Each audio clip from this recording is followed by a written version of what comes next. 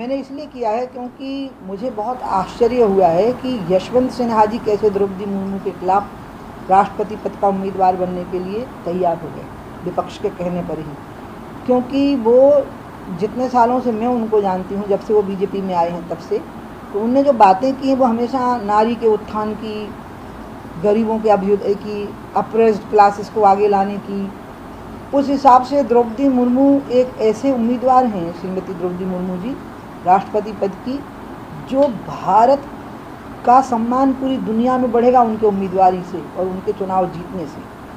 क्योंकि वो भारत को रिप्रेजेंट कर रही हैं बिल्कुल ठीक से। भारत की जितने भी प्रकार के लोग हैं उनका सोच है, महिलाओं का, जो वंचित वर्ग हैं उनका, और पढ़े लिखे जो विदुषी स्त्रियां हैं उनका, उन सबका प्रतिनिधित्व कर रही हैं। पूरा पैकेज है वो मात्र एक महिला ही नहीं है, वो महिला होने के नाते उनमें जो पैकेज है वो पूरे भारत की समस्याओं और समाधानों का पैकेज है उनमें। और ऐसा निर्णय किया है कि मैं कितना अभिनंदन करूँ मोदी जी का। तो हम जब बैठते थे यशवंत सिन्हा जी के साथ में, तब वो जो बातें करते थे और वही खड़े हो गए द्रौपदी मुर्मू के खिलाफ, तो इसका मतलब वो जो बातें करते थे वो फर्जी थी, नकली थी, सिर्फ भाषण देने के लिए थी।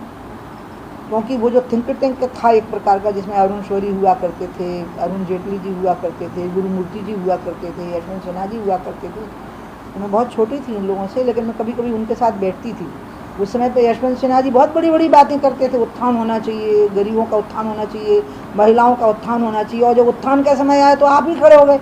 हारना तय है, इसलिए मैं कुछ नहीं बोलूँगी, लेकिन खड़ा होना भी अपने आप में ये साबित करता है कि यशवंत सिन्हा जी ने अपनी ही कही हुई बातों का पालन नहीं करके साबित कर दिया कि लोगों की कथनी और करनी में कितना बड़ा अंतर होता है।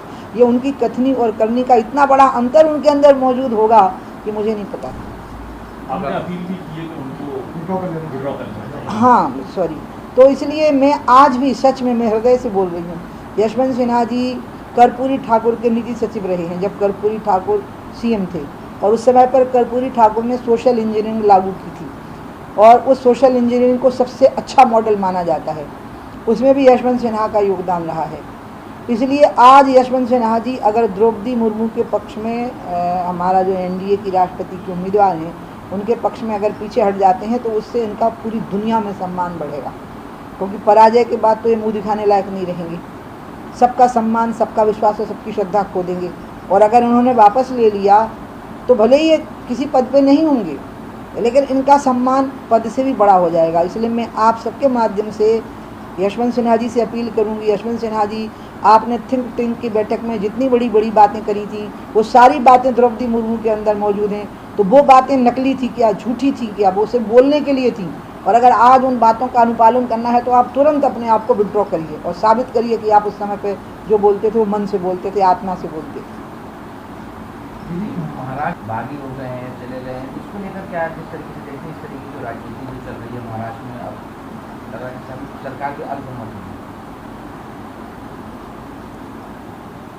जो महाराष्ट्र में सरकार बनी थी वो है अननेचुरल थी, वो बन नहीं सकती, क्योंकि शिवसेना का और कांग्रेस का अलायंस हो नहीं सकता था। लेकिन वो हुआ, बीच में उनमें झगड़े भी हुए। तो ये जो एंड हुआ है ये तो काफ़ी देर हो गई है। ये तो सड़ा हुआ फल टूटा है, ये फल तो सड़ चुका था, क्योंकि ये बहुत ही गलत था, अनैतिक था, विचारहीन था। इसका एक ही विचार था कि हमें बीजेपी को आने से रोकना है। और उद्धव ठाकरे ने सारी विचारधारा छोड़ी, सब कुछ छोड़ा। और जो नवनीत राणा के साथ बर्ताव हुआ वो इतना ख़राब हुआ, सारी मर्यादाएं जिस प्रकार से तोड़ी गई, जबकि मैंने नवनीत को आज तक मतलब टीवी पे ही देखा है। और इससे साबित होता है कि इस सरकार का कितना स्तर गिर चुका था और ये कितना दुरुपयोग कर रहे थे सत्ता का। और इसलिए ये कोई बाला साहब ठाकरे की शिवसेना बिल्कुल नहीं थी।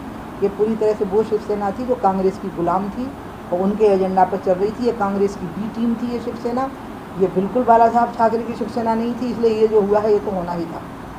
आप शिवसेना से बाला साहब से सबसे अच्छे शिवसेना की आज ऐसी हालत क्यों हो रही है? मेरे बाला साहब के अलावा उद्धव से भी रहे, आदित्य से भी रहे। और इसका कारण यह है कि उनके पीछे के जो लोग हैं वो चाहते थे कि वो किसी प्रकार से सत्ता में आवे। बहुत दिनों से वो सत्ता में थे नहीं और उनके परिवार का व्यक्ति कभी मुख्यमंत्री बने। बाला साहब इस लोभ में नहीं पड़ते थे। वो सरकार बनती भी थी तो वो दूसरे को मुख्यमंत्री बनाते थे, वो तो खुद कभी नहीं बनते थे, बल्कि मुख्यमंत्री गलती करे तो उसको डांटते थे। अब इस नई पीढ़ी में ये एक पतन आ गया कि उनकी खुद सत्ता संभालने की इच्छा हो गई। और ऐसी इच्छा हो गई कि जैसी मिली वैसी ले ली, मतलब कांग्रेस की बी टीम बनने को तैयार हो गया। महाराष्ट्र की सेना पूरी शिवसेना की, जो वर्तमान की सरकार, इनको शिवसेना लिखना भी नहीं चाहिए, कांग्रेस सेना थी। ये भले ही दिखाते थे कि हमारा कांग्रेस से टकराव है, लेकिन ये पूरी तरह से कांग्रेस के एजेंडा पे चलते थे।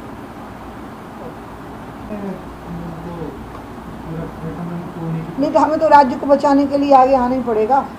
जब कांग्रेस अपने आप गिरेगी, उनकी सरकार अपने आप गिरेगी, एनसीपी, शिवसेना और कांग्रेस की सरकार जब गिरेगी, तो हमारा काम है, हमारा दायित्व है, हमारी जिम्मेवारी बनती है कि हम राज्य की संवैधानिक मर्यादाओं की रक्षा करें और हम राज्य को बार बार चुनाव की ओर न ढकेलें। क्योंकि पहले ये चलन रहा है कि सरकार डिसमिस कर दो, कि वैसा कर दो, ऐसा कर दो, नहीं, ये नहीं होना चाहिए। और इसलिए बीजेपी का रोल बिल्कुल ठीक है और हम पूरी कोशिश करेंगे कि महाराष्ट्र की जनता का हित हमारे लिए प्रमुख रहे, वो किसी संकट में न पड़े। बीजेपी सरकार बनाएगी, ये मैं कैसे अपनी तरफ से एडवाइस दे सकती हूँ कि वहाँ बीजेपी सरकार बनाए कि ना बनाए। मैं एक बात कह सकती हूँ कि महाराष्ट्र की जनता का हित हमारे लिए सर्वोपरि होना चाहिए और हमें बार बार चुनाव की ओर जाना, यानी भारी खर्चा करना, ये सब चीज़ों से बचना चाहिए। ये मैं कहूँगा, इस सरकार को तो जरूर गिराना चाहिए। ये महिला विरोधी है, ये गरीब विरोधी है, ये हिंदुत्व विरोधी है और इसने बहुत सारे ऐसे कदम उठाए हैं जो राष्ट्रीय हित में नहीं थे।